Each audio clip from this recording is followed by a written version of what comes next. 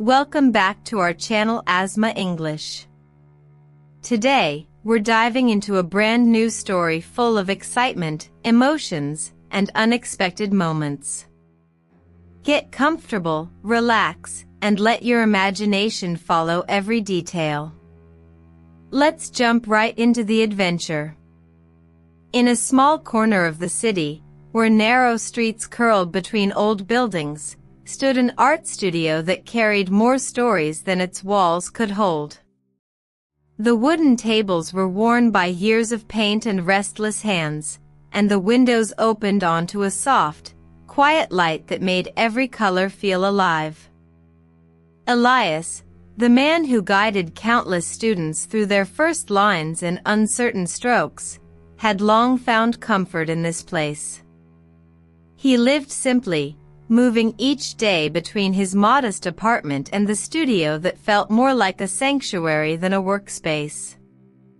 Teaching had become his way of breathing steady, routine, safe.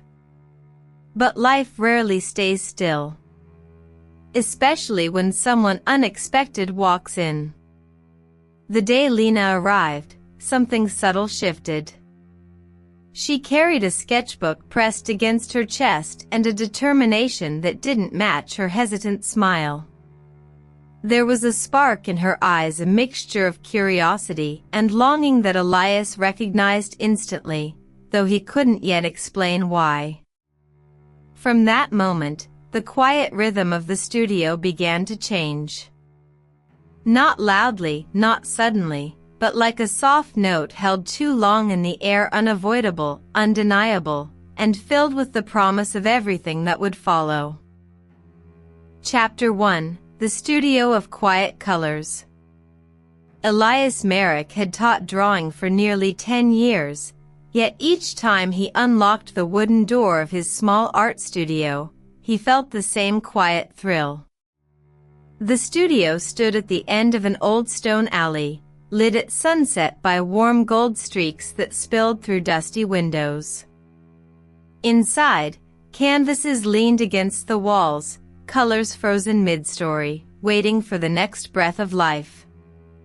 Elias lived alone in a modest apartment above a noisy bakery. Nights were filled with the scent of warm bread and the faint hum of the city beneath him, but his heart often felt too silent. Teaching was the one place where his chest loosened, where he could breathe deeper. Among his students, one always stood out: Lena. She was bright, curious, and carried a sketchbook everywhere, as if afraid inspiration might flee if she blinked too long.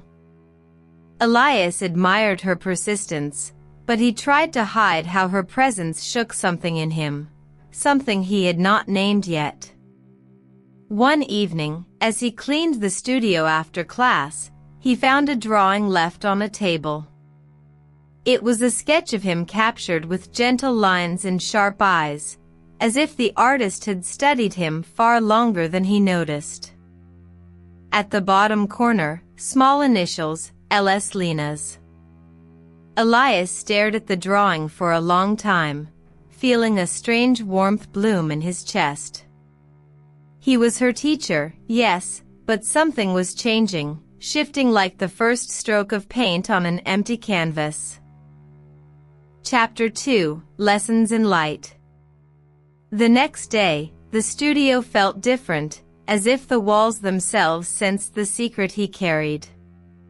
Lena arrived early, clutching her sketchbook tightly. Her dark hair was tied in a loose braid, and the morning sun painted soft lines across her face. "Good morning, Mr. Merrick," she said, breathless, as though she had run. Elias nodded, trying to keep his tone steady. "Today we study light. How it falls. How it reveals truth." He showed the students how to observe shadows, how to let the pencil glide without forcing it. But each time he turned, Lena's eyes were already on him. Something in them glimmered: respect, curiosity, maybe more. During break, she approached him. "I wanted to ask," she began, flipping through her sketchbook, "when you draw people, do you try to capture what they feel or what they hide?" The question tugged at him. "Both," he answered softly. "A portrait is half truth, half confession." Her lips curved into a shy smile. "That makes sense." As she walked away, Elias felt the world tilt ever so slightly. He could ignore her sketch, pretend it meant nothing, but his heart, stubborn and long-starved for tenderness, refused to stay silent. He knew he was standing at the edge of something delicate, dangerous as beautiful.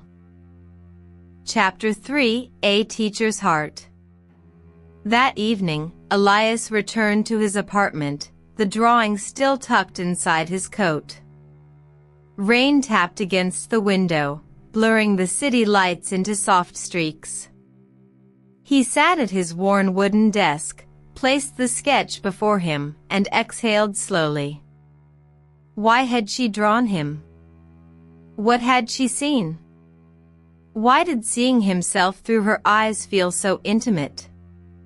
He tried to distract himself by painting, but each stroke drifted into thoughts of her. Lena's focus, her questions, the way she held her pencil as if it were an extension of her heartbeat. A knock interrupted his thoughts. It was his neighbor, Mrs. Corrine, bringing leftover pastries as she often did. She spoke cheerfully, but paused when she noticed the paper on his desk. "You're drawing yourself now," she teased. "No," he said quickly, closing the sketch. "A student made it." Her eyebrows rose in amusement. "Ah. Lucky student, then. You inspire them more than you think." When she left, Elias leaned back in his chair, feeling the truth of her words. Teaching had always been his purpose, but now, it seemed to hold something deeper. Still, he reminded himself, he was her mentor. A line existed. A line that must not be crossed. Yet in his heart, that line was blurring, stroke by gentle stroke. Chapter 4: The Unfinished Canvas. The studio grew colder as autumn crept in. One afternoon, Elias assigned a new project. Each student had to paint something they feared losing. As the class worked, he walked among them, offering advice. When he reached Lena, he froze. Her canvas showed a man standing alone in a room of fading colors, his silhouette strong, but surrounded by emptiness. "It's someone who doesn't realize how important he is," she whispered. "Someone who gives light but forgets he deserves it, too." Elias swallowed. "It's powerful." Her eyes lifted to his. "Do you think so?" He nodded, unable to speak more. She hesitated before adding, "Sometimes the person you admire doesn't see himself the way you do." His heartbeat stumbled. He stepped back, pretending to adjust another student's brush, but his thoughts were in chaos. After class, he lingered alone before her painting, running a hand through his hair. He understood now, her art was a confession. And he had no idea how to answer it without breaking something precious. Chapter 5: Distance and Silence. For days, Elias kept his distance. He spoke to Lena politely, professionally, never letting his voice soften. He hoped it would cool whatever feelings had begun to bloom. But instead, the air between them tightened like a stretched canvas. Lena's smile dimmed, her sketches grew darker, and she avoided seeking his guidance. One evening, he found her sitting alone in the studio after everyone had left. Tears glimmered on her cheeks. "Lena, are you all right?"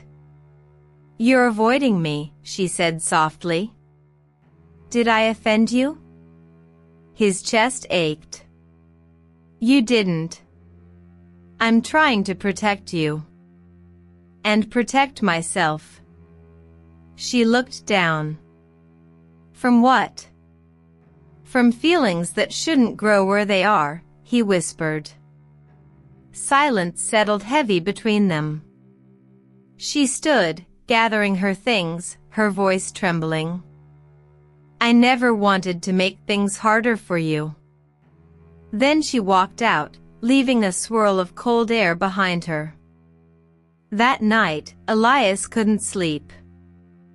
He realized that silence meant to protect had only wounded them both. Chapter 6: Shadows Between Them. The days following their difficult conversation felt strangely quiet inside the studio.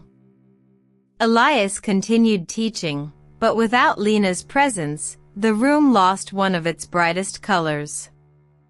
Her desk remained empty, her brushes untouched, and the sunlight that usually fell on her spot seemed almost hesitant to enter. He tried to convince himself that distance was the right decision, that giving her space would help both of them breathe again. But each evening, when he locked up the studio, he caught himself glancing at the doorway, hoping she would walk in with her sketchbook pressed to her chest.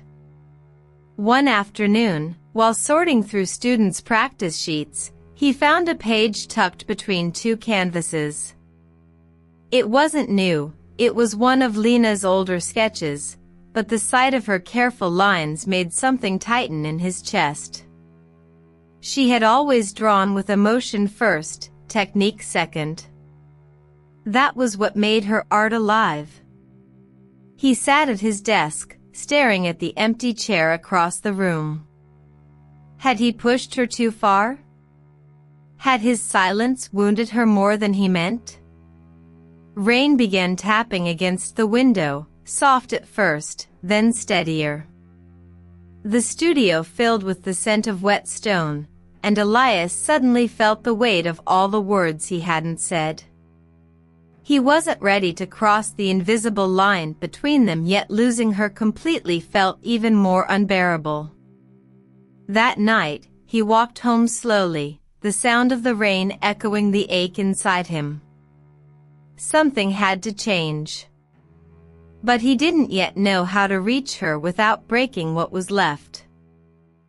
Chapter 7: A Door Half Open. 3 days passed before Elias found the courage to act. After class, he lingered alone in the quiet studio, the evening sun casting long shadows across the floor. He noticed a small envelope placed neatly on his desk, no name, just a faint smudge of charcoal on the corner. He opened it carefully. Inside was a simple sketch, 2 figures standing a few steps apart, their silhouettes soft, unsure, neither approaching nor turning away. Under it, Lena had written only 3 words: "I miss learning." Not "I miss you." Not "I'm hurt." Just learning. It was her way of reaching out without crossing boundaries. Elias sat down, the message sinking deep.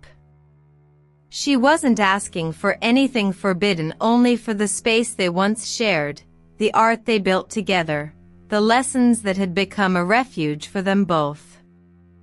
As the sun dipped behind the rooftops, he made his decision. Tomorrow, he would reopen that space.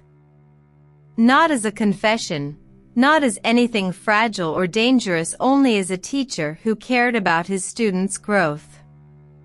He placed the sketch gently in his drawer, stood up, and turned off the lights. The studio felt different as he stepped out, less heavy, as if waiting for someone to return. Elias didn't know what conversation awaited them, or how they would rebuild the quiet trust they once had. But for the first time in many days, he felt something close to hope, soft, patient, and real. Chapter 8: The Space Between Lines. Elias entered the studio before sunrise, the air still cool and carrying the faint smell of paint and old wood. He moved quietly between the tables, placing papers and arranging brushes. When he reached Lena's empty seat, he hesitated, then set a single pencil at the center of the desk, a silent hope he didn't dare name. Students arrived slowly, filling the room with soft chatter. Elias began the lesson, explaining simple shadow techniques, but his attention drifted again and again toward the door. He tried to mask it, but the absence he felt was too familiar. Then, halfway through the class, the door creaked. Lena stepped inside. She walked with calm steps, her sketchbook held close. Her eyes searched the room briefly before landing on him. She offered a quiet nod, nothing more, yet it eased something heavy inside him.